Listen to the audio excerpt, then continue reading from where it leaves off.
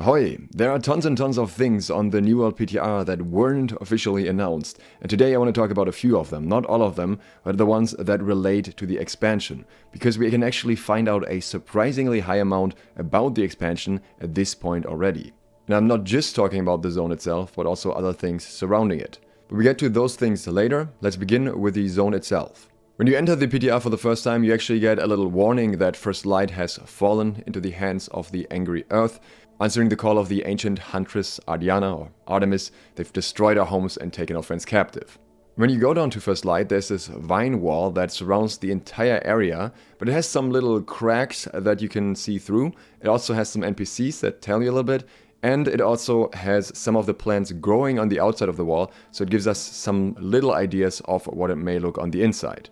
We also see in the screenshot itself that there's a very different kind of tree in the background as well, along with this Angry Earth Warrior here. So we get a little bit of a first hint at what we can expect.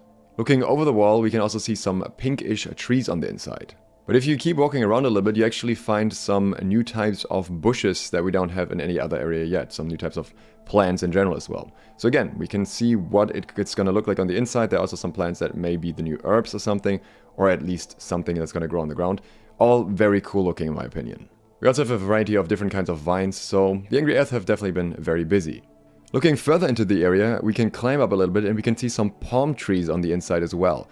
So there are different types of areas with different plants within the zone itself too. It's not just all pink trees. While the entrance looked a bit more WoW-esque and fantasy-like, this area looks a fair bit more realistic in comparison.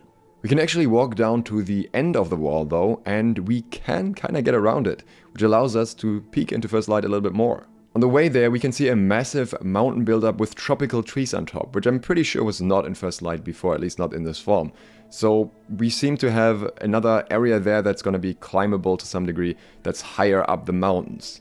Unfortunately, when you go too far, you get to an area where the devs don't really want you to be, and we can see some more new things here, but nothing super exciting by itself. It's mostly rocks, and a place that looks like it may have a bridge that's kind of missing still, but overall, nothing where we can progress further yet.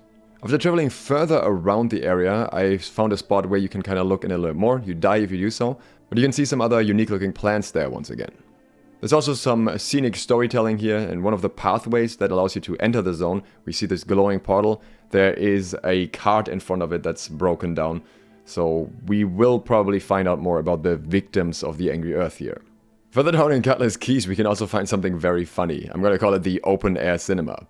There is basically a massive white block that's entangled in the vines, and it actually has some form of hit collision as well. I'm fairly certain this is a bug, a texture issue, and this is not meant to be there, but it looks very funny the way it is there, so I don't really mind. I think it's funny enough to stumble across it because not many people are going to go there in the first place, and it's just right there. Also fantastic for screenshots, by the way, because it's a nice wide plain screen. If you ever need something done in that regard, do it here, do it in this spot, if it's still there.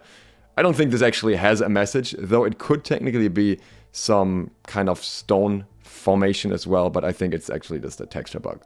Further down, we can also see an ancient structure, which I'm fairly certain was already in First Light before, so that seems to still exist. But we can also get some more hints from NPCs.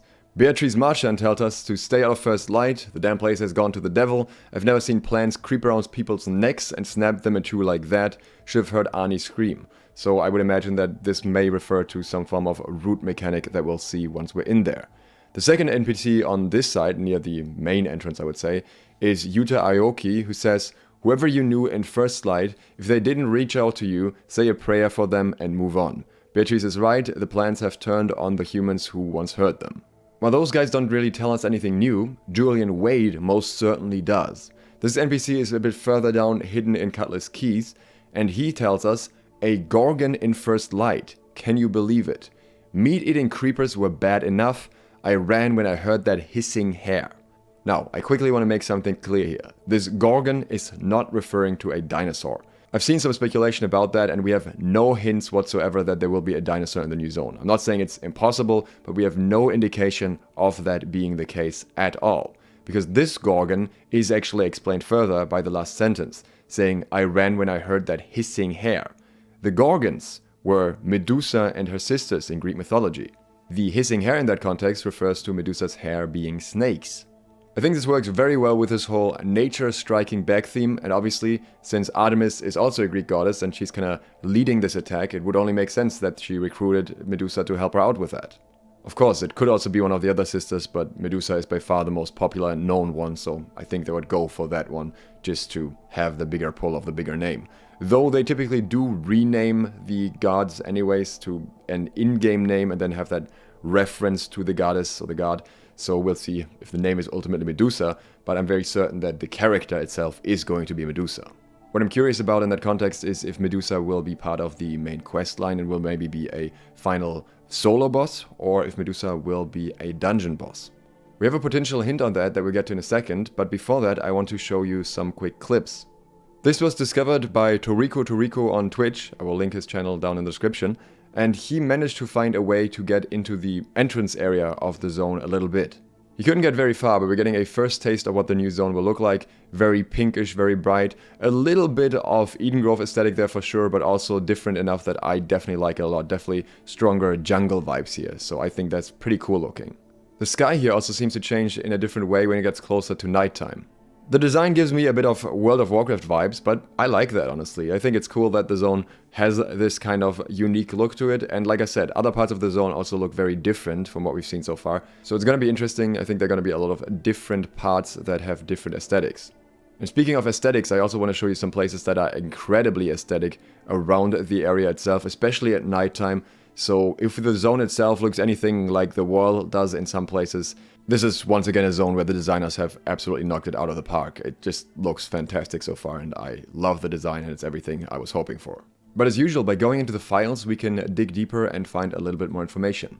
I was actually curious to see if there's anything about Medusa in the game already, and there is one item that is, interesting enough, kind of hidden. You have to find it through New World Body. If you search for Medusa there, then there is a weapon, surprisingly, that is called Medusa Claws, but it's kind of hidden in terms of the name not being existent anymore, and you only can find the Medusa itself through the URL. I don't know if this is very old or if this is something they're trying to hide, but either way, there is a mention of Medusa in the game in some way. But with the new zone looking very much like a jungle, I'm once again more affirmed in my thought that this will likely have the monkeys. Again, they have been hinting at them, and Dave has been smiling about my question regarding that, so I think it's coming. And now we have another hint that makes it even more likely that it's coming, and also something else along with it that may be cooler than the hippos that people asked for. So Zelenin found some files that mention a dungeon in First Light and a gorilla boss DG in First Light. I'm assuming DG refers to dungeon here. So we are going to not only have monkeys as normal enemies, we are also going to have a gorilla boss. So I'm looking forward to that guy throwing barrels at us. But not only that, there's something that I think may be even more exciting, which is the mention of a mammoth boss. My impression is that this may be the other boss in the same dungeon, and I'm definitely excited for that. That would be a very cool enemy to fight. The question is, if there's a gorilla boss and a mammoth boss, then what's up with Medusa? So maybe Medusa is not in the dungeon and has another role to play. Maybe she's more like Artemis, where you can't fight her directly. All in all, this is super exciting to me, especially because they're putting so much effort in just the wall around First Light so far, which makes me really hopeful for what's going to be inside of it. But that is not nearly all the new information we have. We still have plenty more to cover, so that's what we're going to do in the next days. If you're interested in that, consider subscribing and clicking the bell so you get notified. I'll also be streaming on Twitch TV/DukeSloth. New World PTR once the Sandworm comes out, and Diablo 4 until then. If you're interested in early trading tips, I regularly post those on my Patreon. Thanks to all of my patrons who support me there, and thank you for watching. DukeSloth, out.